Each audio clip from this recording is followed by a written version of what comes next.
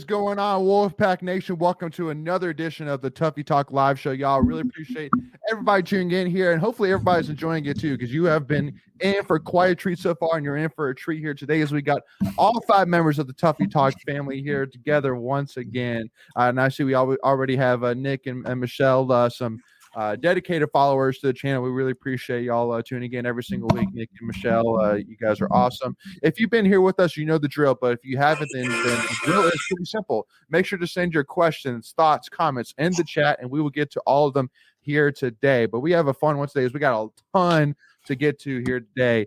And to even start off the show itself, we obviously have to highlight one big piece of news from NC State, which was women's tennis going all the way to the national championship match. I know our very own Michael Tracy, who was a legend within himself, covering that, running up and down from court 1 to court 6, covering all the matches. So in order to do that, though, justice, is none of us here, I would say, are tennis experts, know necessarily every person inside and out. We decided to reach out to somebody who actually, if you're a follower of the channel, you know this name, you know this person very well. He's a former NC State men's tennis player, Brian Razor Rosenthal. Brian, thank you so much for joining us here today, my friend. Let's go. Wow, what a crowd here tonight. My goodness. I went from just, I slummed it with Layden and Greg back in January or so, and now I have an additional 2 people joining me tonight. There you go. You guys do a fantastic job. Thanks for having me. You got street cred now. Oh, it's big. Yeah. Big. That's big. Yeah, no, Brian. So, I mean, obviously, definitely disappointing, I guess finish, even though it's the word disappointing is tough. And obviously that's, it's disappointing, obviously, mostly, but probably because we lost to, that school down the road. But also I would go ahead and immediately say that by saying that, honestly, my thoughts heading into that match was I 100% thought that we could do it, no doubt about it. Now, would it be tough for 2 main reasons? One, because of the fact that we were the only team to beat them this season. We beat them 4-0. So, I mean, we took care of them and won the ACC title. But secondly, that the last 3 years that there was a NCAA tournament, UNC lost in the national semifinals. So, in my opinion, all the pressure was on UNC. Like, UNC was just, they were that close many, many times, 3 years in a row.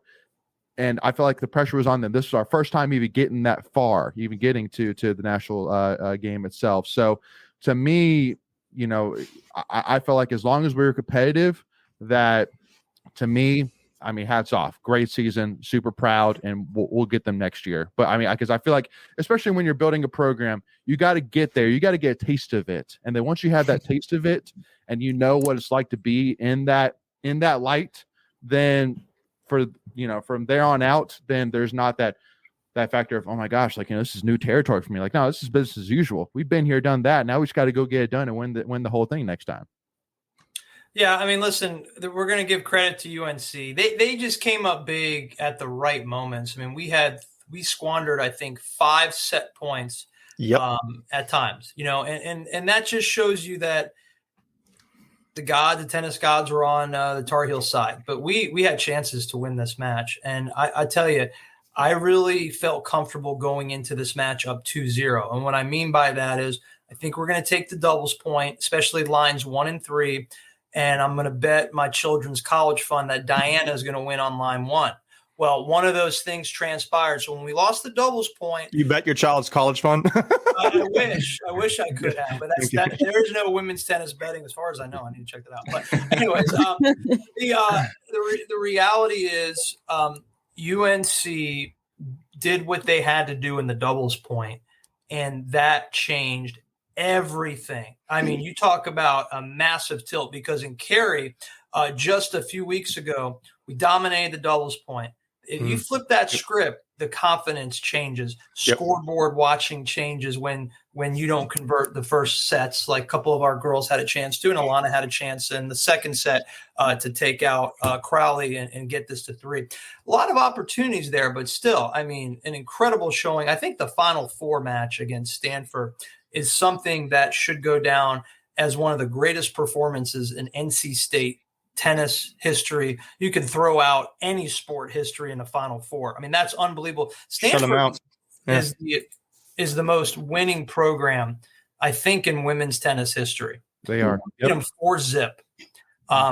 It's just astonishing what Simon and David have done. So they're not strangers anymore to this dance, and this was a huge step in the right direction. And they were moments away from winning a national title, but I'm so proud. I really am. I'm so proud to be a part of the NC State tennis family.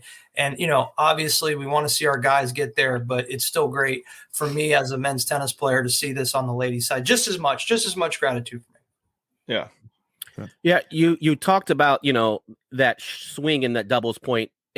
It ramps up everything else, right? When you don't get that point. So now your margin of error is razor thin, and not to play on your name, obviously. No but pun intended, right? yeah. But if you take that, I think your players play loosely, and let's not also take loose side of, they shifted Crawley off the one line.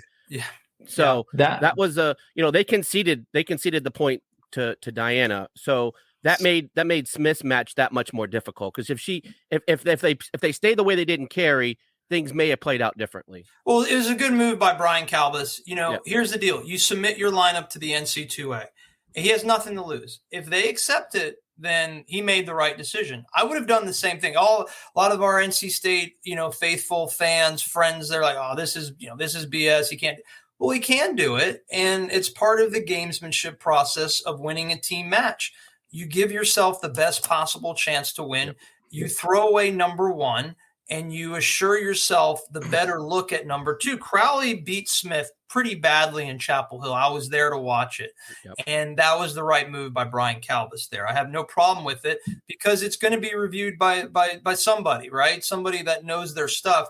And he got away with it. And it doesn't make sense to the average, viewer and watcher of tennis. How is the number one player in the country playing line 2, and Reese is ranked 8 in the country playing line 1? You can do that. You can do that in this sport of ours, because a lot of people, you go streaky sometimes, right? I mean, Crowley got beat up against Diana in Carey, so that can warrant the change, and Reese dominated Smith. So there's ways to get away with it, and he did it right. I would have done the same thing. So that's just throw that out there. It was a good coaching move, and they got away with it, and it paid dividends. So I would. Go ahead, Kenzie. Go ahead. I think that a lot of State fans were started to second guess it. We kind of lost confidence a little bit. Correct me if I'm wrong, but did they say that in doubles we had won 13 straight doubles matches? So yeah, we're the better doubles team than basically anyone in the country, right? I mean, you're winning doubles points very easily. We really beat them up good in Carey. We've taken care of everybody in doubles, and that's hard. That's hard to okay, we get back together, we reconvene. We're always up 1-0, right, Kens?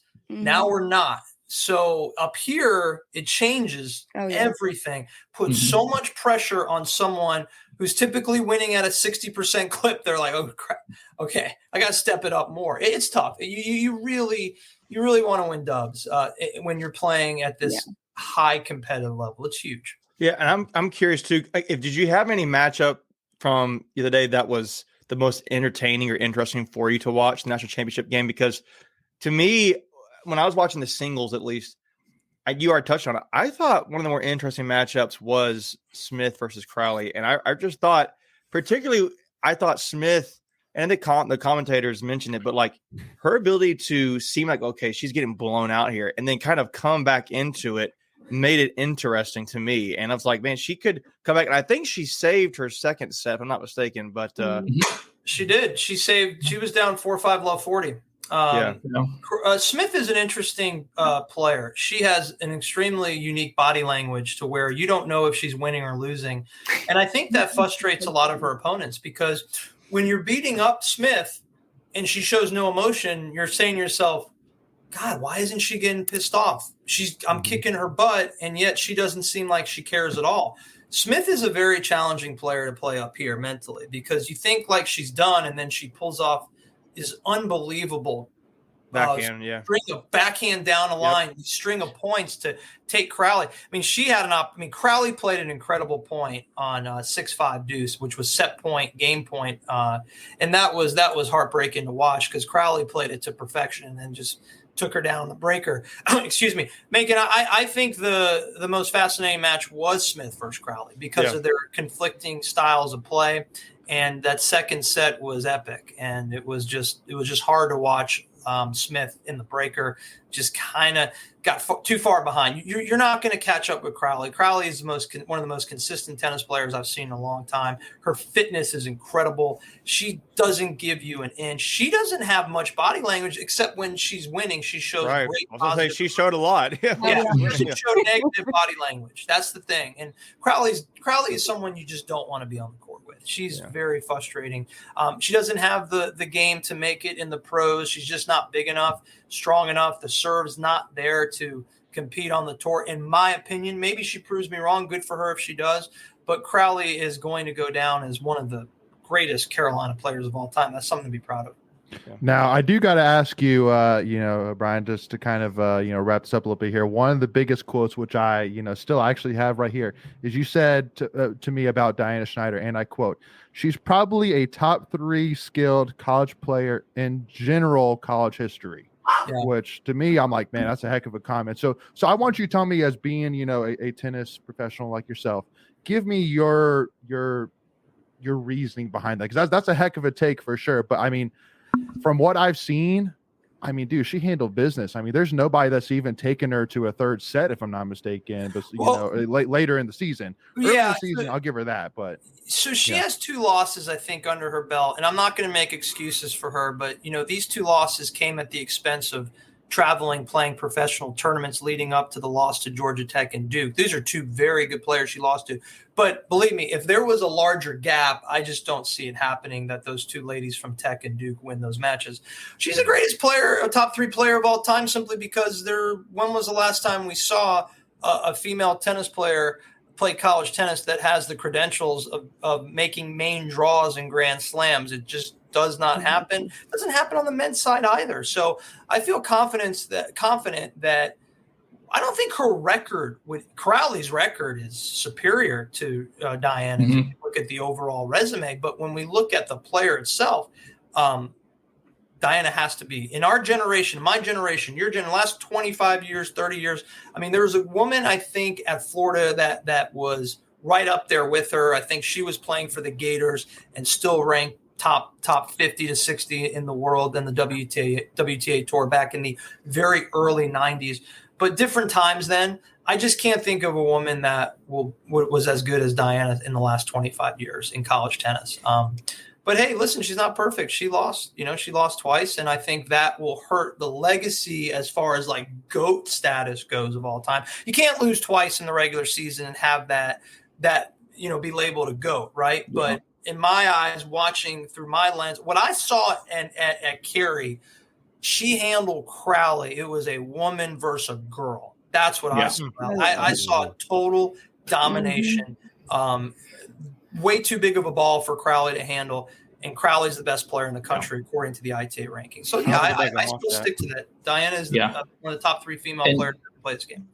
And being there in person, like it was just so obvious. She was the best player on any of the courts. I mean, she just hit the ball so much harder than anyone else. She pretty much always put it where she wanted it.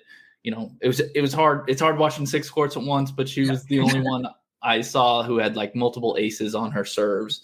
It was just very apparent she was the best. And she was the one that had the most emotion as well. Yeah. Like playing. Yeah. She loved her experience. I thought it was a win-win for NC State athletics and Diana, because I think she's now made a group of 7 or 8 friends that she never would have made. They're probably going to be friends for a long time. And I think she always has a home in Raleigh. Listen, she's the definition of one and done, right? I know I'm right about that. I know I was like, I contemplated whether or not she was going to play this year. She's one and done. There's no question about that. But I think she'll be around. I really do. I have a feeling that she is going to make her American home, Raleigh, North Carolina. And so I think she'll hit with the girls, right? Great training. Sports medicine will be there for her. Strength and conditioning is going to be there for her. So I think it's a great situation for all parties. So, and I guess probably a closing question, Lane. And I guess you want to go there if you don't mind. So, where does the women's tennis program grow from here? I mean, they had an amazing ending of the season. His, greatest season was last season until this season happened, right? Where do they go from here? You just keep selling what you did, and I don't see how it stops. I mean, this is what happens in college football with Alabama and Georgia.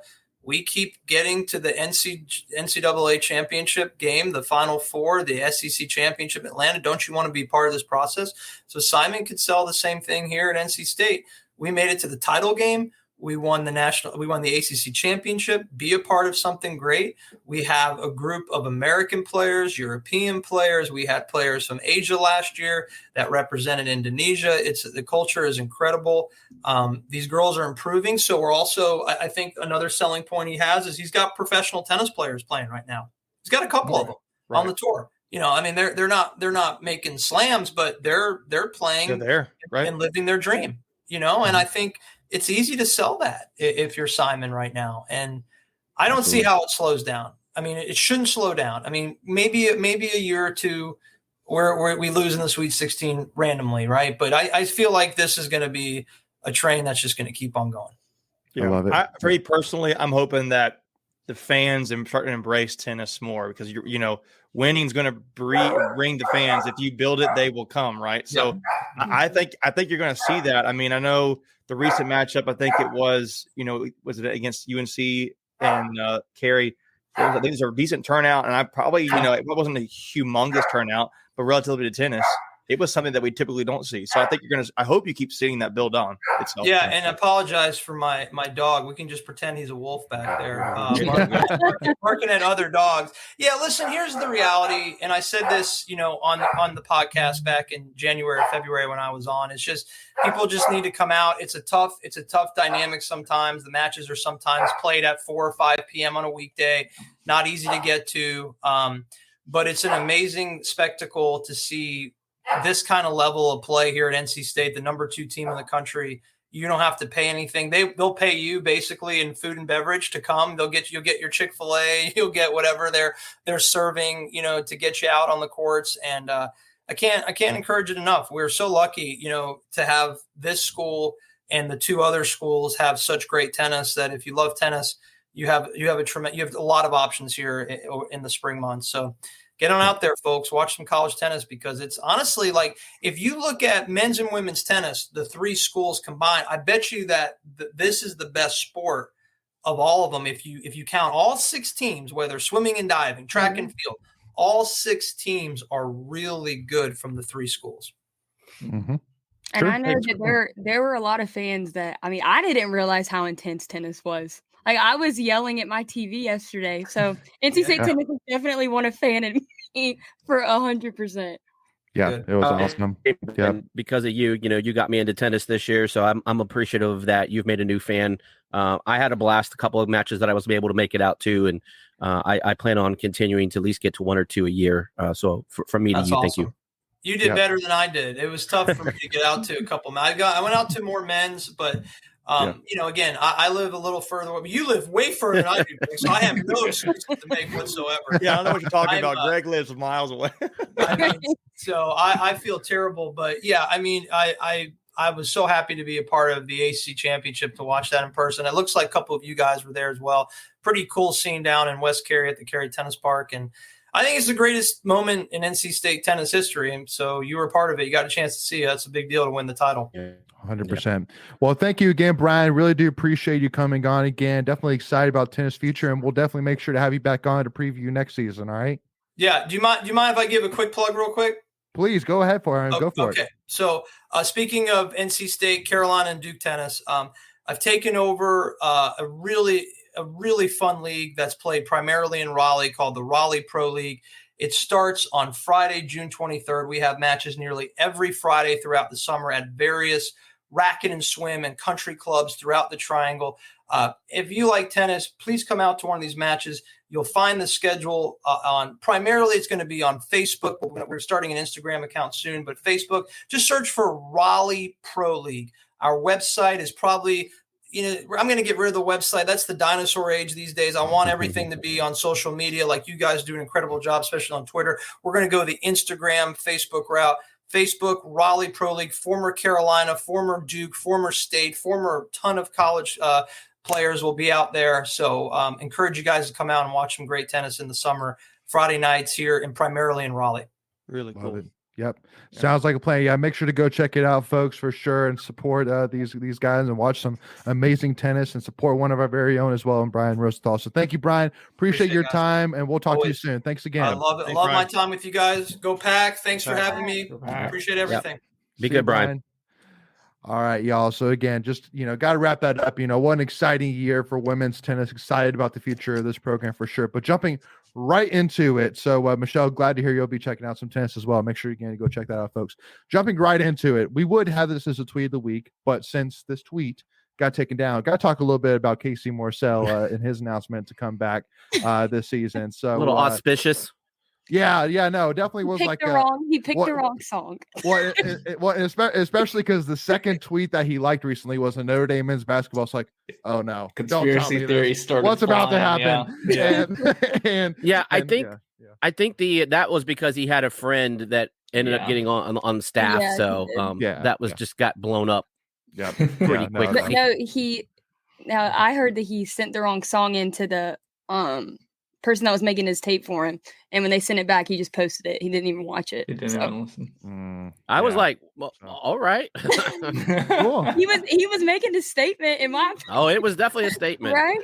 Yeah, no kidding.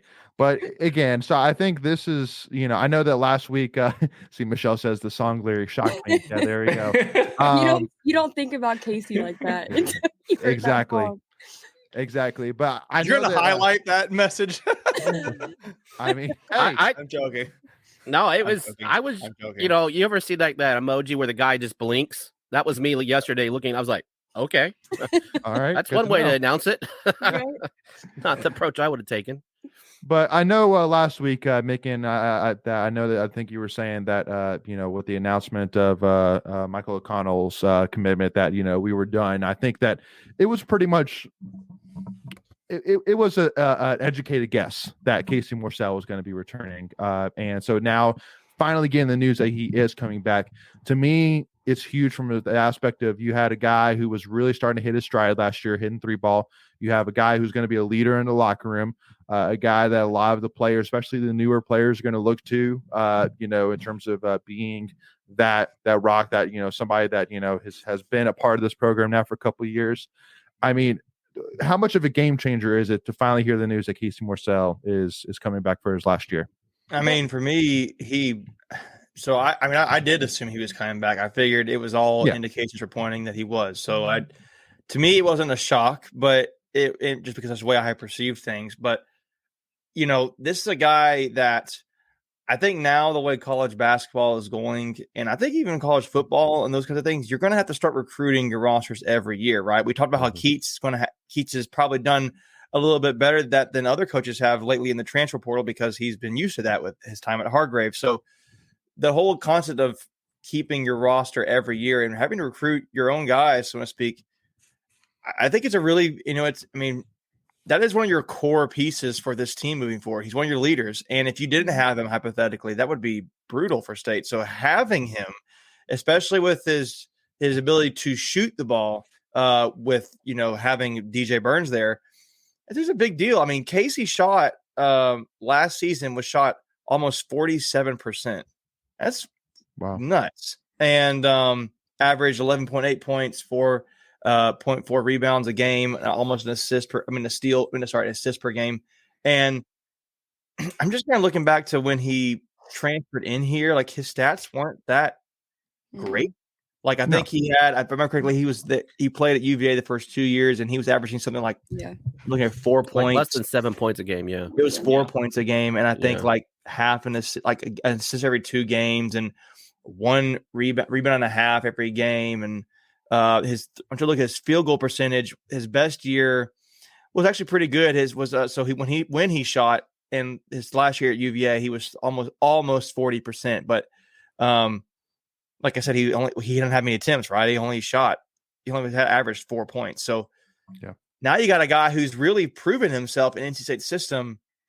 And I just think having him, he's going to be one of your starters, probably at your 3 spot. And I think it's huge for State. I mean, you're probably looking at Horn, Taylor, Morsell, Rice, I guess, and then Burns. I would assume Rice is your 4, and I'm assuming Horn is your 1. But hey, you never know. At least I just feel like Casey is your locked in starter at either the 2 or the 3 spot, and I think he can go either way. But I probably the 3. It's just a big deal to have him. And we shouldn't forget that he was hurt for 2/3 of the season. So for him to be able to improve that much from the previous season to this season, and now knock on wood, he'll be 100% back coming in. So I'm excited what he's going to do this season and just boost his NBA credit up even more. And the one thing we hadn't even talked about his defensive side, he's usually your lockdown defender, usually on one of their better guards on the defensive end. And then the other point I just kind of wanted to make was this will be his 3rd year. You don't see starters now playing 3 years in programs, right? They're usually either, transferring out or turning pro. So to have someone that 1 transferred in and 2 this will be their 3rd year, that's some real great leadership that you can lean on when times get tough. Especially when you're in today's day and age, when you're meshing a lot of transfers, he can be that glue that keeps everyone together in those tough times, right? And he can be the guy that brings the team together and kind of builds that camaraderie. Yeah, well, to echo on with that, I think that's the positive side behind the NIL stuff, right? Because the reason why guys, 10 years ago were leaving early that you thought, why are you leaving? You do not need to be leaving right now, is because they weren't getting paid and they were like, want to get paid now. And so that's why a lot of guys went Europe. When you're having NIL stuff, now you have an option, right? You can go pro or you can stay here and get paid similar money. And it becomes more of a true choice in their mind in reality. So, no, that's a really good point because you're right. The NIL money is probably maybe not as much as they're going to make potentially going to Europe, but it's at least some jingle in their pocket, right? And I think that's really what they're really good point. So having said all that, go support the Savage Wolves and all of that. Pack of Wolves. Pack of Wolves. Yeah, make sure again, if you're an NC State fan, you love NC State and you want State to be at that elite level, I highly, highly recommend definitely go and check out again Pack of Wolves and Savage Wolves. They both have different benefits that they offer. They also show different mission statements, things like that, different people involved, different price points. So make sure you go check it out. Pick at least one, sign up, and the difference will definitely be there for sure. And it'll be very valued. A lot of exciting stuff. Is it tax deductible? Yeah. So the NIL. There you go. Right. Wolves is, Savage is not. Pack of Wolves is tax deductible. Savage Wolves is not. Okay, correct. Either way, it's going to NIL, it's going to players and that kind of thing. So it's good. I mean, when you're a baller like me, I don't get any more tax deductions. So yeah. Sure. All right, y'all. So jumping into it, I definitely got to talk a little bit about. I didn't necessarily put this as a tweet of the week because most of the ones I found, at least the second, were mostly videos. But the announcement of Patrick Bailey getting pulled up to the Giants and absolutely killing it in his MLB debut weekend. Again, highlighted he had 6 at bats. He had 2 hits. One of those was for a home run, which I would say definitely in your first 6 at bats to have a home run is pretty amazing for sure. So, it's a big deal. Yeah, right. That's one more than any of us have. No kidding. But I mean, again, for a lot of tweets I saw was really the Giants saying, I mean, that Patrick Bailey being as impressive as he was this first weekend really has changed the season for them in terms of the outlook at that position, because there was a lot of reliance on their starting pitcher, but now it's like, then we got a solid guy, Patrick Bailey, right there that we can rely on, even with all the injuries right now going on with their starting pitcher. So, seeing his wife and his parents and his family's reactions was amazing, and could not be more excited for him. To see that success, that quickly. Excited for him for sure. So, one of the best weekends of his life, probably. Oh, definitely. I mean, like probably sure. day he got married or was probably up there, those kind of things. But He has a baby. It looks like too that was there. got So. daughter born. I bet you Yeah. this one's going to go down first MLB hit and home run the same weekend. Like that's awesome. Yeah. So Yeah. And the way that the crowd just reacted to it, I thought that was even more over the top because I think he'll be a fan favorite. That's just where I was going with it. It's usually you get a nice little warm. Oh, that's nice, yay! But I mean, they exploded, and it was impressive. That field is very intimidating to play at, and so like the fact that he just went out there and basically when I watched him play, it looked like he was just playing at state. Like you did not see any nerves on him, nothing. So that was extremely impressive to see from him. Absolutely. Yep.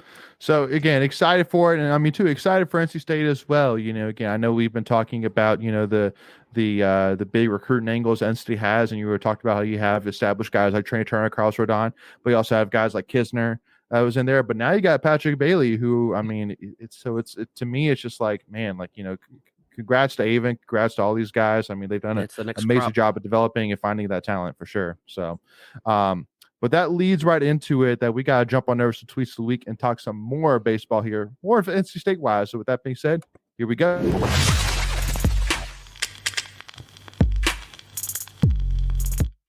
All righty. So Michael, I'm gonna hand it off to you first here. So obviously the news that with all the lineups came out and NC State got put into the fourth pod as a number 9 seed with Duke and Miami.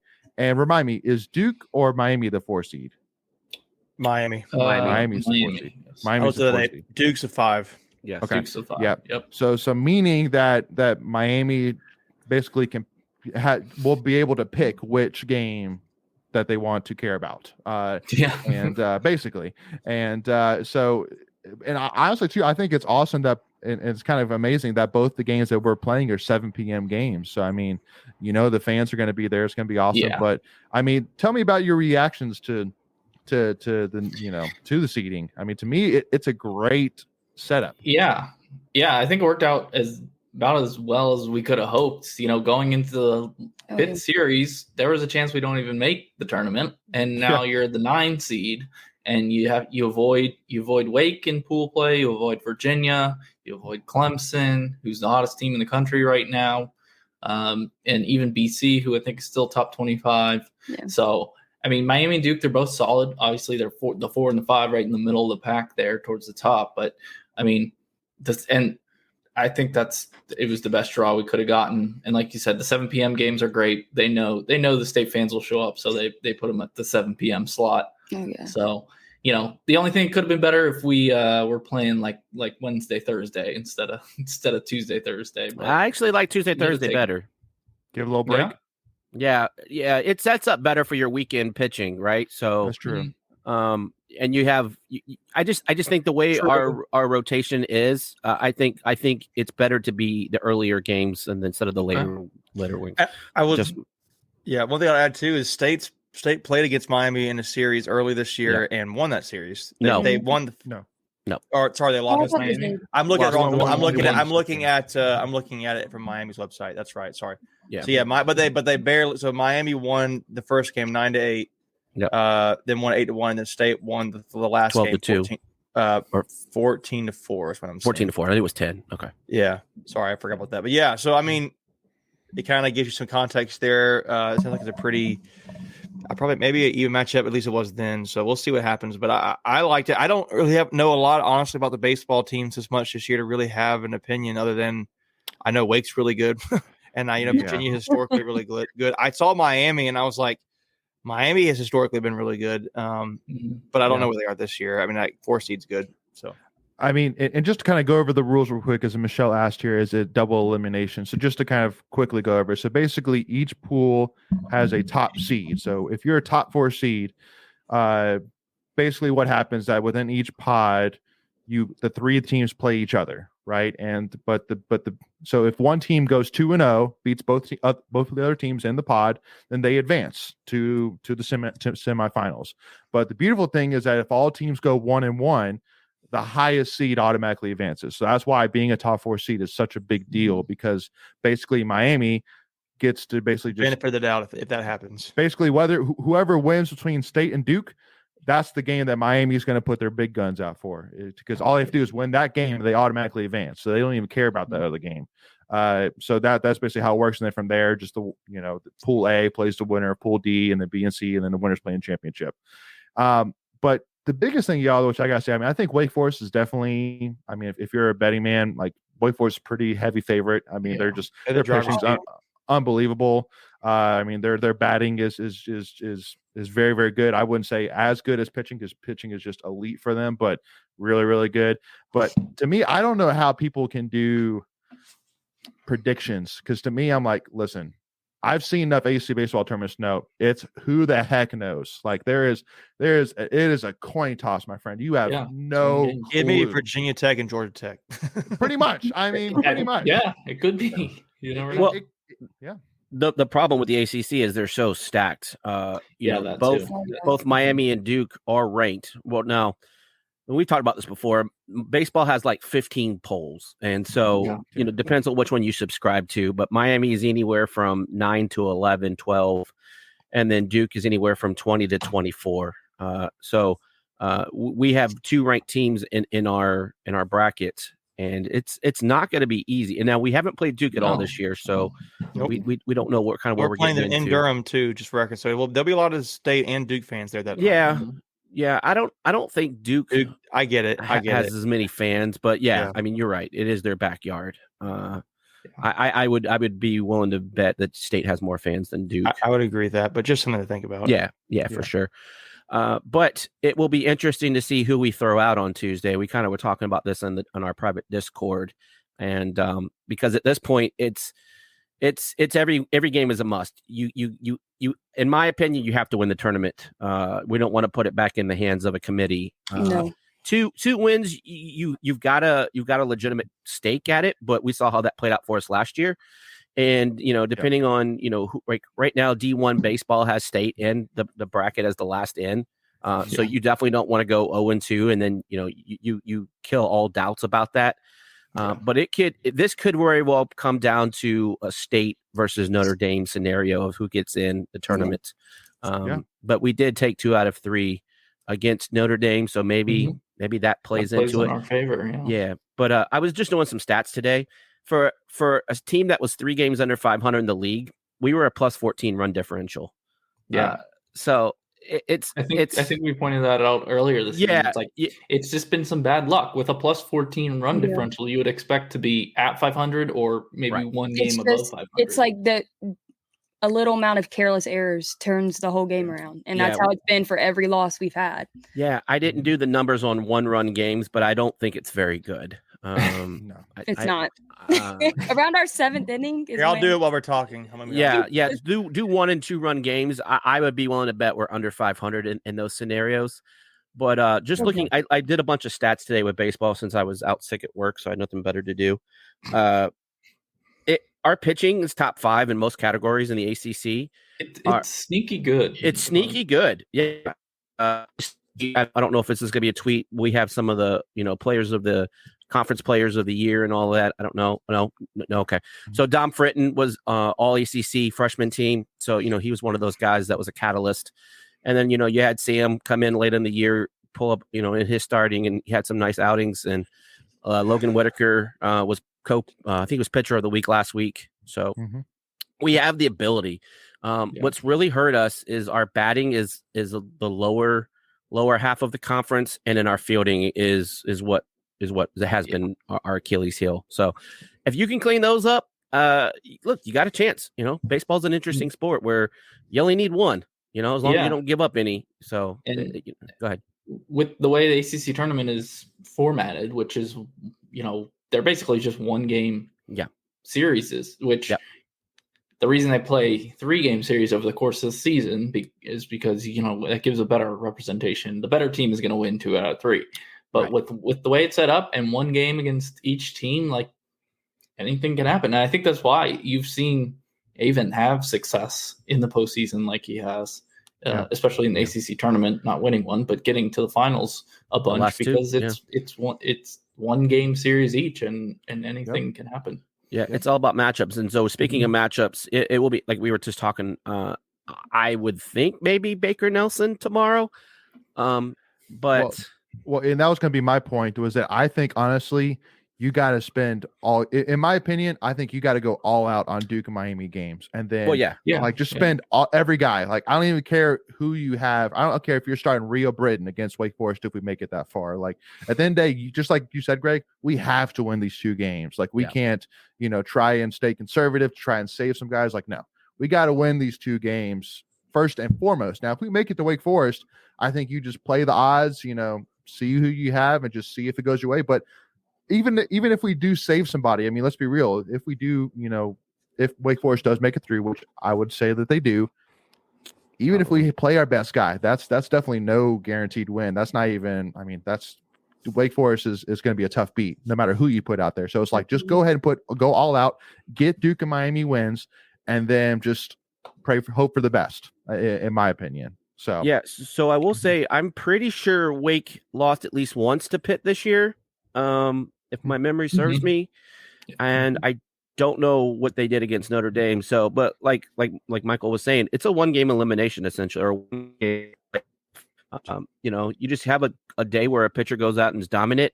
You hit it right to guys that you look at Groover this year at the beginning of the season. He just wasn't getting hits, right? And then eventually the baseball gods look after you, and those balls start going through. Oh, yeah. So all to do what the ball's going to do at the end of the day. So I'm excited about it. I love the format. I hate the if you're all tied at 1-1-1 or whatever that is. Then I would like to see something like with soccer with like goals scored or like run differential, something like that. I don't know, because they didn't like this year during the regular season. So how is that? So if we lose to them and beat Miami, like what's the better representation? I don't know. Right. So I was doing the math real quick just so I don't forget. So the numbers were states had 17 games with a score within 2 or less runs. Okay. So they've had I think the number was 11 of those 17 were 1-run games.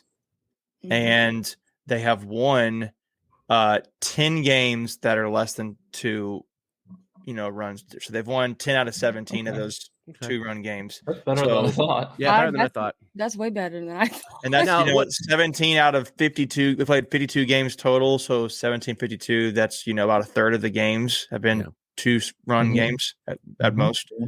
So interesting. Yeah, a little better than I thought it was be. So but that's good. So again, I mean, for me, we're going to put all talks about, off-season moves and all that jazz, on absolute pause. We're going to go out. We're going to, be there. It's at beautiful Durham Bulls Athletic Park. So make sure to go and enjoy it. 7 p.m. games. It could not be a better setup. So make sure to go. Ripken will be there. That's another reason to go. Who will? Ripken. Ripken the bell. Oh yeah. I love Ripken. Ripken's the I mean, dog, whatever it takes absolutely. to get butts in the seats, right? Right? That's right. Absolutely. So excited for that, y'all. So definitely make sure to go and support these guys, and let's get 2 huge wins. So also, real quick, there's some really good promotions out there for the games to get people into the seats. There's some fireworks, and there's all kinds of good things out there. If you go to the ACC.com, it has the breakdown of all of the ticket prices and the promotions they're giving away. So just another reason to go out. Last thing I'll say here, I was looking at this just real quick. I don't have the numbers here, but just glazing over it. A lot of these majority of states 1-run wins were at home, and this is in Durham. So we had a lot of walk-offs. Right. So maybe that kind of helps play into state's favor in the close games. So I'm getting that. Oh yeah. Yeah, I know there's like 4 that come to mind: Louisville, Florida State, and A&T are 3 that just come to mind. We had walk-offs. Yeah. Did we walk up against ECU? Wagner was one of them with 1-run game. Let's see here. We beat Virginia at home. 5-4. That was a walk-off, I think, too. Yep, we beat them. Okay. All right, y'all. So just to stay on time limit here. But yeah, make sure to go Thursday night. Even $1 hot dog. Yeah, Thursday night $1 hot dogs, y'all. So Thursday night, go get some $1 hot dogs and watching State versus Miami. Florida State. Y'all. I once did that promotion where it was $1 night hot dogs, and I said I was going to score a run for every team or ECU. Eat a hot dog for every. Oh, okay. Ken's was right. A&T. I told you it was A&T. ECU. All right. I'm not the ECU fan. I will That's it. remember That's that. 5 out of 5 or 6 games. I think I just said so. There you go. All right, cool deal. Sorry. Awesome, y'all. All right, y'all. So moving on to our next tweet of the week here. Got to give a shout out to news that was announced today that 5-time ACC champion, a 5-time, 5-time Wait a minute. All-American, Hayden Hidlay from NC State Wrestling is going to be moving on to being the assistant coach in North Dakota State University. Got to give a shout out to my man Hayden for sure. Definitely wish him the best of luck. And the one other thing which I do want to add in though for all of the NC State Wrestling fans out there that are listening to this is if you haven't checked out the most recent Pack Mentality podcast that came out today, which yours truly was a guest host on, so make sure to go and check that out. Hayden and Pop basically made it clear that sometime in the future, Hayden is more likely going to be making a return as a part of the coaching staff for sure. Just kind of put that caveat out there, basically making it clear that, you know, that Pop is going to be keeping an eye on Hayden and hopefully invite him back to be on staff in the future. So that's exciting, but definitely getting opportunity to go to, a solidified wrestling program like North Dakota State and be an assistant coach, a full-time assistant coach is very exciting. So congrats to Hayden on that. Excited for him and definitely hope to see him back and stay here in the near future. Greg, go ahead. I didn't have anything. I think. Oh, sorry. I thought it was Macon. He Did had a I question. miss something? When did North Dakota State get in the Big 12? Oh yeah, Probably just for wrestling they are. yeah, The probably. conferences are I was like, different. wait, what? Yeah. I'm like, oh, that's a good question, actually. Yes. Yeah. No, So Michael, you're okay, correct. Just so for the Big maybe 12. just for wrestling. Makes That's sense. still really weird, but okay. Yeah, good catch. Like I didn't even. I've been that's like maybe that's a small detail. I was like, wait a minute. So That was the ultimate sleight of hand that no one saw coming. In the conference realignment. Yeah. Well, and it makes sense too. I mean, North Dakota Tulane State's in the had, SEC now? No, I'm kidding. no kidding. But so huge shout out to Hayden there. Excited for him, and definitely wish him the best of luck. And we'll be cheering for him, and hopefully see him back and stay here in the next little while. But another tweet of the week, guys, shout out that came out today was the announcement of the opening lines for week 1, which I thought was very interesting for sure. I definitely think there's going to be a lot of movement on some of these lines. Obviously, the main one that we care the most about is NC State. Miami, right now, Ohio versus Miami, Florida. Yeah, totally. Battle of That one- Miami. Battle of the Miamis. I mean, it is interesting that, with as much preseason hype as Miami, Florida is getting, that they're 17.5-point favorites at home against Miami, Ohio, which I'm saying, Yeah. interesting.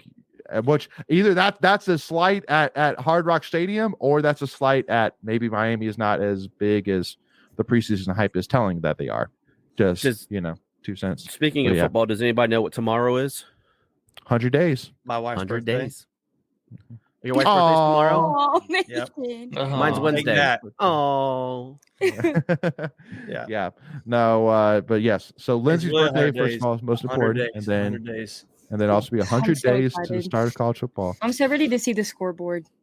So, Yeah. I know. what's the most interesting line on this tweet to you? So I kind of think I have mine. So on this screenshot, correct? We're not talking the rest just of a them. screenshot right here. Just, Utah 9.5. I think Louisville at Georgia Tech, but I guess it's at Georgia Tech, but Georgia Tech is. I don't know. I think it's kind of interesting. I would have thought I'd been a little bit, but they did get rid of Malik Cunningham, I guess. Yeah. They're going to be breaking in a lot of new stuff, new coach. But Georgia Tech has Florida a new coach. at Florida at Utah. I so- agree. Well, Which one do you I don't agree know. with, Michael? Florida at Utah, but now that I'm thinking about it, it's at Utah. Utah does have Cam Rising. Right, back, that Rising's Florida's back, breaking yeah. in a new QB, so that makes a little more sense. Nebraska, the fighting Matt Rules of Nebraska are playing at Minnesota. That's interesting to me. I'm so glad they took him from us. Now, And Matt Rule.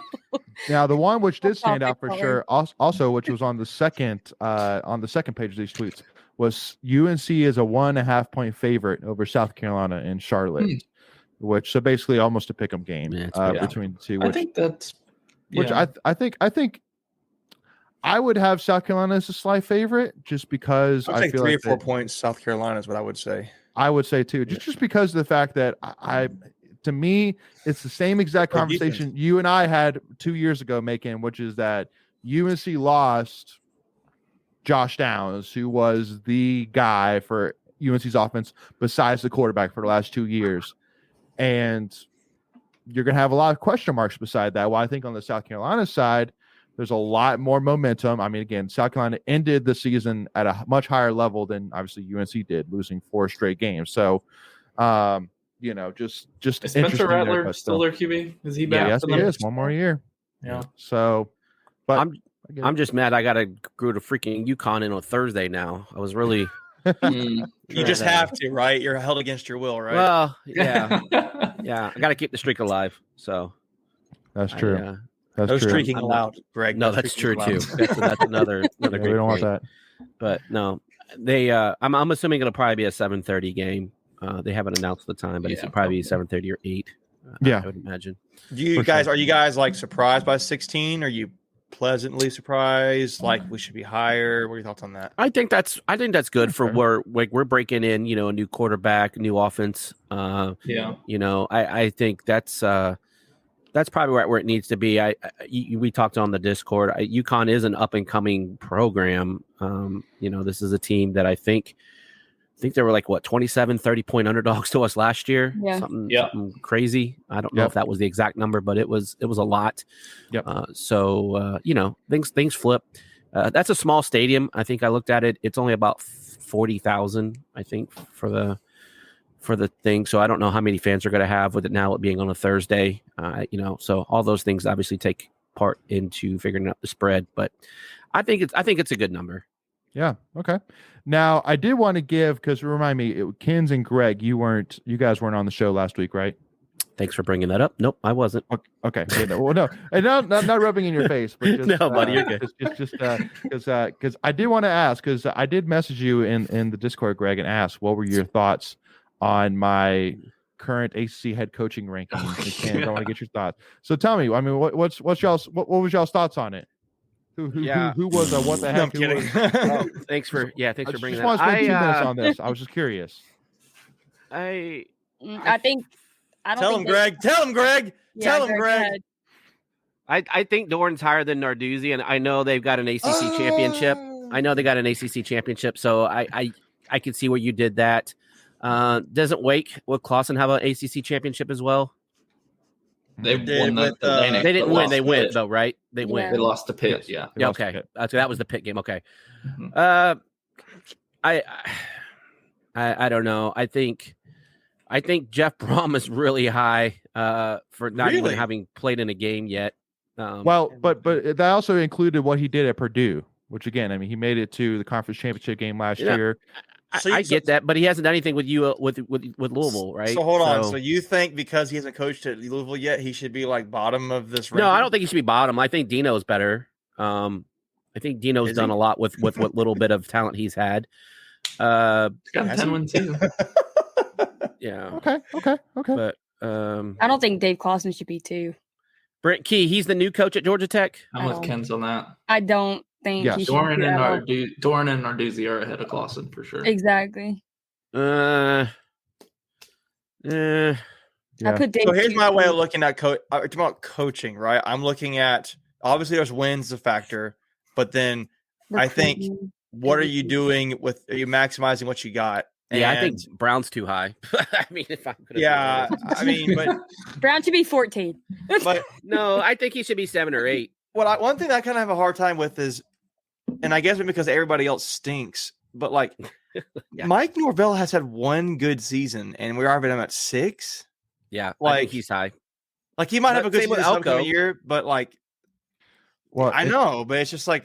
Does everybody else just stink that much? Like, it's not necessarily stink. It's just everybody's new. I mean, again, Mario Cristobal is heading into second year. Brom's first year. Brent Key first year. Well, that's my point. So how do you year. have Brom so high then? Like, well, because he is one of the few guys that because most of the guys below him are besides Dino are basically fresh. While Brom has been at Purdue for 7 years. Halfley's been. This is like his 3rd or 4th year. 3rd year. This is 3rd year coming up. Is it? Okay. Yep, it's 3rd year. One good year his first year. And he had one good year. Not great. Michelle makes but his QB was hurt, so to be fair on that. About player development, I think Dave Dorn is definitely higher than Pat Narduzzi and Clausen for. Well, but you also say he also got Kenny Pickett, and at times Jordan Addison, which I mean are two. We haven't had a first like Dorn hasn't had a first round quarterback, yet, and obviously Jordan Addison's, I honestly, Layton, I think it's pretty fair. I think it's pretty fair. I do too. In my opinion. Listen, I completely understand. I disagree a little bit. Yeah. The biggest one with Pat Narduzzi is it was tough for me to put Dorn over a guy who won an ACC championship, just like you said, Greg. But I feel you 100%. Yeah, no, hey, listen, I'm the Dorn, hype train, no doubt. But I see what you're saying with Jeff Prom too. Go ahead. Yeah, I only thing I would say without having the numbers in front of me, or what are the overall records of ACC wins? And I know Dorn. Another question. Yeah, well, I know Dorn's won. I know he's at least 2-0. I know he's won at least 2. Because I've been at 2 of those games. He might even be 3-0. Well, and the one against 2 against Narduzzi. We went on the road 2-3 years ago and won at Pitt. That was the Emeka catch, and then then we had the oh my goodness, the Nyheim Hines game where he had a punt return and a run. So that was another one. So there's 2. I'm pretty sure we beat them at Raleigh at least once. Mm-hmm. So I think we're 3-0 head to head. And the reason too why, because the only last thing I want to say, and we'll move on from this, is why Mark Norvell is at 6. Last year, just as a reminder, he had a 10-win season, was ranked top 10 in the country when the season was over. So I mean, definitely in terms of no coaches below him have had that level of season yet. But I mean, like Mike Elko, again, I said it at the time that for Mike Elko to be 7 after his first year, I mean that I'm happy for Duke. Excited for it. So Greg, to answer your questions, looked it up real quick. So State has played. When did Narduzzi get hired at Pitt? Do we really know? He's been there at least 7 or 8 years, I would think. Okay, so in fact, he was there. He beat Dabo the year we lost on the Bambard field goal. So how long ago was that? At least 17. That was 4. Right. That was 15. I thought that was 16. I thought it was 16 too. 16. So I'm gonna look real quick. He has been the head coach at Pittsburgh since 2015. Okay. So State has won the last 3 matchups against Pitt, but State's only played the Pat Narduzzi Pittsburgh team twice, and they're 2-0. They played Pittsburgh in 2000 and was that 9? September 26, 2009 at home, and they won 30-31. The last 2 matchups were on the road at Pittsburgh. And State won both. Okay. Yep. That makes sense because they're in the other conference. You only play them once like every 7 years, so that makes sense. Correct. Not anymore. I was thinking, right. Not anymore. I was thinking we had them at least 3 times, but yeah. Yep. Okay. Yep. So again, hey, listen, it's exciting times for sure. A lot of young faces with the ACC, and excited that. I mean, for me, that Dorn is no doubt one of the top coaches in the ACC, and looking forward to seeing what he could build off of this season. All right. So with that being said, we're going to jump on into our last tweet of the week, and Jaquavian Smith getting invited to the draft combine. And as of recently, I have seen him go like in the last few picks of the first round, early second round. So which typically, at least from what I've seen, typically wherever you're mocked to go, typically you don't go quite that early. So I mean, I wouldn't be surprised honestly if you fell into middle of the second round. But I mean, I guess making Michael, do you guys think that's fair for him? Yeah, I think it's fair. I mean, he's a guy who's been inconsistent shooting, but he can be explosive and dynamic. Yeah. He's long. But he's not super, athletic, like I guess size measurables, like what you may be looking for the shooting guard. But he could be a really good bench player, in my opinion. Come off the bench, be a spark for a team. He'll make an NBA team. He's just got to have the work ethic. I think it's what's interesting. Just real quick, I was looking at some of these mock drafts. Went to NBADraft.net, CBS Sports. I saw 3 projections. Different places. I saw either early second or late first. All 3 that I saw so far have them all being picked by the Pacers, which is interesting across 3 mock drafts. That's interesting. All 3 teams picking him in these mock drafts were the Pacers. So it's just that probably isn't ever going to happen, but it's just I thought it was kind of random. They know like what the NBA team needs are. So if the Pacers need a shooting guard and that's where he's projected to go, that's usually why you probably see multiple. Yeah, Macon, you talked about the inconsistency last week. I know one game he had like no points, and the next game he has like 20 points, and so he's got to figure that out. Just got to figure it out, right? Yeah, 100%. Yeah. So excited for him for sure. When is the draft? It's like in like later. 2 weeks. Yeah, that's what I was like thinking. June, right? Yeah, like first. Give me a second. I'll tell you real quick. It is June 6th, June 22nd. Oh wow. Okay, so late June. Okay, so we got a little bit still. That makes sense, right? Because it's after the playoffs, so the playoffs go all the way through June, just about. Yeah, true. Okay. All right. So good deal. So excited for Big T, seeing what happens with him and Jarkel as well. Seeing where if he gets signed. Go ahead. Tankathon.com has him being picked 39th to the Hornets. That's kind of interesting. Obviously talking about Big T, not Jarkel. Yeah. Okay. Although Jarkel did work out for the Hornets. He did. Yeah. Apparently he's been doing pretty good in workouts. I don't think he'll get drafted, but if he somehow snuck into the back end of the second round, I would not be surprised. He could definitely go the second route. You would not be surprised?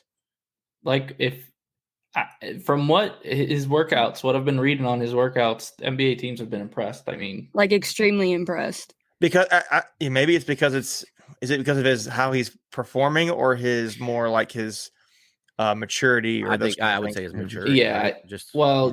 But that also does work against him being older. That they're not going to take him. But so that's why I doubt it'll happen. But like, I think he definitely will be better than some of those guys that he'll probably do one of these things. These teams are like, oh, hey, if you're there, we're going to pick you. We're going to pick you to make him stay around, and then. Yeah, I definitely think that he has the chance to latch on somewhere, at least in the G League, and then go the Sebron route. Yeah. Okay. So to kind of wrap this thing up, I did want to just kind of wrap up one tweet which we put out about a week and a half ago, and kind of get everybody's quick thoughts on it. And so we won't even do discussion, but our $15 all-time NC State offense. So I wanted to see what, because I haven't talked to even necessarily all of us here thoughts were, but we won't necessarily spend time discussing. Otherwise, we could literally do a whole hour of just discussing who was wrong, who was right, etc. So I want each of us to give us your $15 all-time NC State offense, and I'll ask if anybody can go ahead and say it. Go ahead, Michael. What you got? Everybody picks one position. Because there's 5 of us and there's 5. Oh, and we build it ourselves. We have to make a team. Yeah. All right. I want give me like tight end or O-line. I want to go last. I want to see what budget I got right now. Okay. I mean, we can just go in order. Yeah, go ahead. Leighton. Who's your QB, Leighton? Okay, quarterback. I mean, so for me, it's tough. I know mine be with just for value. I know how I pick. See, for me, I feel like that Brissett and Glennon, I would be very, very happy with. So for me, value. I would say Brissett at $1. I'm taking that, man. See, I'm gonna say Mike Glennon for the hope that we have some athletes that Glennon can just dime them the ball. So he can't move. It's a one-dimensional quarterback. That's why I would take Brissett over Glennon. But see, because again, my 5 would be Nyheim, Torrey Holt, Jay Sam. So to me, you have speed and athleticism. So you don't need Brissett to be that dual threat, because you already have speed, you already have athleticism. So you just get Glennon getting the ball. All right. Glennon was mine. Yeah. Sorry. So Glenn's mine. So Greg, you're second. So who you getting at running back? I mean, I gotta take my guy. Your guy? Take my guy, Ted Brown. Okay. Man. $5. Spending big money, man. $5. Yeah, you greedy. Yeah. Well, I can be, because he's arguably the best running back in the history of ACC, right? I mean, like, you gotta take him. You gotta take him. Etienne technically has the records because Brown's records didn't count. For the Bulls, so you have the best all. He's in the College Football Hall of Fame. Like, done. Yeah, go for it. All right, so Glennon at $2. You got Ted Brown $5. Michael, who you getting at wide receiver? So we're at 7. Who are these guys? So it's Torrey Holt. Is Mike one of these guys? Corey Robinson, Calvin, and is that Jacoby or is that Mecca? Mecca $1. I gotta go Kelvin Harmon. I think that's pretty good value there too, especially since Greg went with the $5. We're gonna balance it out somewhere. $5 foot long. So okay. All right. So right now we're at Okay. $9. So we got $6 left to work with. You guys are not leaving me, Mackenzie, much to work with here. Yeah. There's I'm plenty to saying work it. with. I did it. Because I'm going with Jalen, but I can't leave him with $1. no. You going with Jalen? Yeah. I'll take Tooney. I'll take I know. Tooney. Okay, then I I'll love take Tooney at $1. Okay, then I'll take Jalen. Yeah. Then I guess I'll take Joe Tooney. And man, you're- again, There's so many options I got over here. I know. well, and because for me, y'all, I mean, Joe Tooney is, I mean, he played every single position. He played center, guard, Yeah. he played tackle. Versatile. I mean, he's a guy who was proven. He went against, some of the best that the ACC has to offer every single year. He's a guy that was a leader in the locker room. He never had discipline issues. Like, I mean, to Super me, Bowl champ. he's everything you want. And at $1, you can't argue that. So Yeah.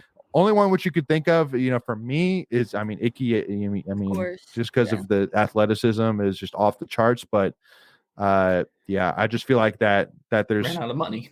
yeah, exactly. He ran out of money. And because I think honestly, y'all, that tight end, wide receiver, and running back, that Ted Brown, Torrey Holt, specifically for me, Torrey Holt and Jay Sam are a cheat code compared to everybody else on the list. I think Torrey Holt and Jay Sam, and then there's a line. Y'all And are then- sleeping on Corin Robinson though. I know. He is. He was a first round draft pick.